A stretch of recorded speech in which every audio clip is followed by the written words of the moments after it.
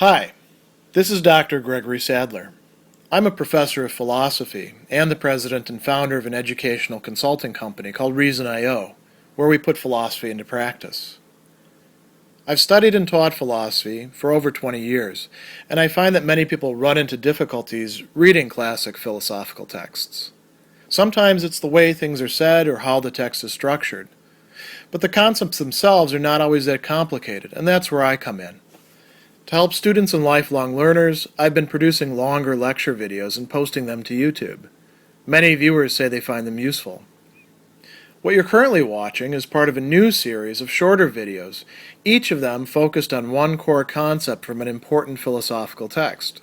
I hope you find it useful as well. In Book 6 of his Lives of the Philosophers, Diogenes Laertes is going to provide us with a sketch of the doctrines, a doxography, that is a statement of what it is that they actually believed and taught and lived by, of the Cyrenaic hedonist school, which was started by Aristippus, and he's the main sort of representative of it early on, the originator of it. So looking at his life can also be quite useful for certain incidents, and that's actually where we should begin before launching into all of these other discussions of pleasure and pain. So Aristippus is being criticized for enjoying the favors of Lais, who is a very famous hetera or prostitute, a companion, literally. And so to those who were criticizing him, his defense was, I have Lais, not her, me. And this shows you a really important attitude. He tells us that what is actually best is not abstinence from, or literally not using, tomei chresthai, pleasures, but rather the mastery, tokratein, of pleasures, and not being mastered or worsted, beaten by them. So it's fine to pursue pleasures, and as we're going to see, it's fine to pursue all sorts of pleasures regardless of the source. What's most important is that you can actually say no when you want to. As a matter of fact, talking about another incident where somebody is criticizing him for going into the house of a prostitute, he says the problem is not going in, the problem is not being able to go out when you need to. So what is it that they actually thought about pleasures? Well, here we get to another really key doctrine, and there's an important qualifier here. They think that pleasure is the end and the good, right? So this is what makes them hedonists. That is the essence of a hedonist doctrine. Along with that would be the opposite. Pain is the bad. Pain is the thing we want to avoid the most. But notice that there's this important other bit to it, right? What is it? Well, particular pleasures. Not just pleasure per se, but actual pleasures that we enjoy. So he calls these, in some cases, te merike hedone, right? Pleasure that is a part, or pleasure that is kata to meron, right? So not happiness as an aggregate or some sort of overall state, eudaimonia, but rather enjoying pleasure right here, right now, in the present, and of a certain sort. So it is the end, the telos, the thing that we choose, that we ought to be, for smart, wanting. And he tells us that pleasure, particular pleasure, is in fact desirable for its own sake. The Greek for that is di hauton hairete, something that we choose, we put our hands on for itself, through itself. We want pleasure, and it's good, agathon. And, he provides some evidence for this, right? He says that pleasure is the end is proved by the fact that from our youth up we are instinctively attracted to it, right? And when we obtain it, we seek for nothing more, and we shun nothing so much as its opposite, pain. So, these are some important, you could say, arguments that are being provided. Once you have pleasure, you're doing good, right? You feel good. You don't need anything more. That's a sign that you've reached the end, the goal.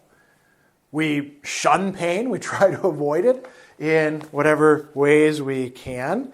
And a little bit later he says, well, what about people who don't choose pleasure, right? They deliberately abstain from it or something. And so his school says that some people may fail to choose pleasure, right, on occasion. Why? Because their minds are screwed up. Their minds have been literally turned in the wrong direction. And, this could be a lot of different reasons. It could be that they're afraid of social disapproval. It could be bad habits. It could be that there's something actually wrong with their physical condition. It could be that they feel guilty about the pleasures that they engage in. Now, the analysis of pleasure and pain in this says that from the Aristippian point of view, there are two basic states, and both of these he calls kinesis, meaning motion or change. There's something actually happening. So one of these is pleasure, hedone, a smooth motion, leian kinesin. The other, and he uses several different terms for pain. Interestingly, in Diogenes Laertes' reporting, it's not the term that we would expect to see the most, lupe, which we typically translate directly as pain, but can also mean trouble or other sorts of mental anguish and things like that. He actually uses the word ponon, which means something like toil or something that we just don't want to do. Chores are examples of that. But he also uses algane, composites of that, which does also mean pain. When we talk about an analgesic and we take a pill to stop our headache or our physical pain, that's coming from that Greek term. So he's using several different particular connected terms for that. And he says that it's a rough motion, trachean kinesin, right? So this is what distinguishes on a physical level pleasure and pain. Not all pleasures and pains, as he points out, are necessarily bodily or somatic or physical. Some can be mental or of the soul, psychike. And he gives us an example of that, the pleasure of taking joy in one's own country, one's homeland. But for the most part, he's going to be focusing mainly on physical or bodily pleasures and pains. So why focus on the bodily pleasures and pains? This school held, contrary to the school of Epicurus, another hedonist school that became more popular, that's coming a little bit later on in ancient history, that physical or bodily pleasures and pains are better and worse than mental pleasures and pains. And some of this is, you could say, phenomenological. They're saying this is just how it actually appears to us. This is our experience. But some of it is also a matter of reasoning, right? So they will say that, offenders are punished with physical pain, right? We should pay more attention to the body and than to the mind. And most importantly, and this is, again, where they're going to differ from the Epicureans. So the Epicureans held that actually mental pleasures and pains are more important. And one reason is because you can use your projection ahead into the future, your expectation, hoping, right? Or your memory of past pleasures to produce present pleasure for yourself. And so the Aristippians or Cyrenaics say, yeah, that's not the case. I mean, you can have a memory of enjoying a good thing, but that sure as hell is not the same as the pleasure of eating that steak or candy bar or indulging in that, sexual activity or whatever it happens to be right now in the present. The present is where we actually encounter pleasure. And once that pleasure is gone, it's gone, right? You're not bringing it back and dwelling on it and enjoying the same sort of pleasure. They also deny, going back to this two states, that there's any sort of real intermediary state. They say, well, in between pleasure and pain is kind of like a neutral, a gap, a neither pleasure, aidonia, and neither pain, aponia, right?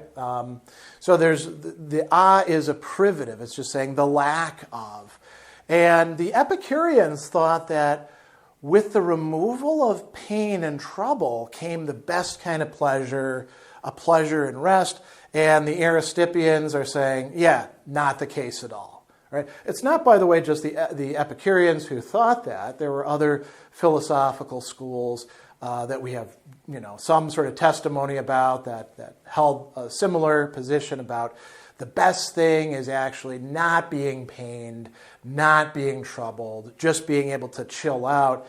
And the Aristippians, nope, that's not the case, right? So we pursue bodily pleasures and pains, and they go even further. They say, it's fine to enjoy pleasures even if they are considered to be shameful, what we sometimes call guilty pleasures, right? The pleasures that we don't want to get out there in social media that we are actually enjoying because people might look down upon us. And the Cyrenaics and Aristippus say, doesn't matter where it comes from, pleasure is pleasure, it's the good.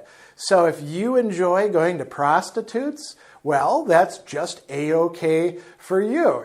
We've seen that in the discussions earlier that Aristippus himself could, bring prostitutes up to his door and then say, see you later, no need for you right now. But that he also would, sometimes go and frequent them, in part because he viewed that as a more direct way to get the pleasure that he was looking for. There's actually a great argument that he provides as a response to somebody who's accusing him of living with a hetaira, a courtesan prostitute. And he says, is there any difference between taking a house in which many people have lived before and taking one in which nobody has ever lived? And they said no. And then he said, or sailing in a ship in which 10,000 persons have sailed before and in one which nobody has ever sailed? And they say, there is no difference. Then he says, well, it makes no difference whether the woman you live with has lived with many or nobody. Who cares? All that matters is, are you getting pleasure out of it? And so, there could be all sorts of shameful things that we feel a sense of embarrassment about. We don't have to actually feel embarrassed about it, according to the Cyrenaics. It's pleasure, right? And perhaps we could say a similar thing with pain. There might be some pains that it would be shameful to avoid. Who cares? The good thing is to avoid the pain. There are also pleasures that require pains or a lot of work, or however you want to put it, for their own production, right? He says that the things that are productive of certain pleasures are often of a painful nature, right? The very opposite of pleasure.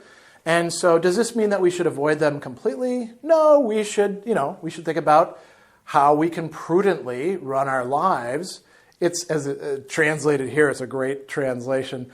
It's an irksome business, right? Deus kolastaton, right? It's very, it's a real pain in the rear, figuratively speaking, to go and get these pleasures that require so much of us. And, in the very beginning of the life of Aristippus, we hear that he derived pleasure from what was present, right? What was at hand, paronton, and he did not toil. He didn't put in work to procure the enjoyment of something not present. There's enough things to enjoy in the present. We don't have to do an awful lot of work to get pleasure. So that's the typical Cyrenaic view on that. The last thing that we have to talk about is other things that people typically value: prudence, practical wisdom, virtue, right? Moral goodness, excellence, friendship, wealth.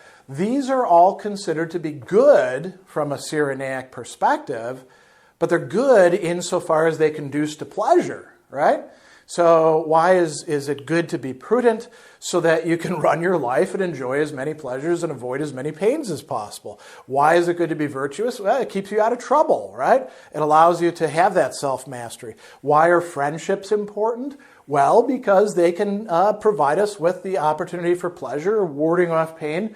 Wealth can help us in similar respects. But what really matters is pleasure and the avoidance or the reduction of pain. This is the Cyrenaic viewpoint on this, as articulated by its founder and the teacher of all of these students who come afterwards, some of whom are going to make some interesting modifications. Aristippus, the follower of Socrates, who is articulating one of the earliest, at least in Greek philosophy, hedonistic perspectives.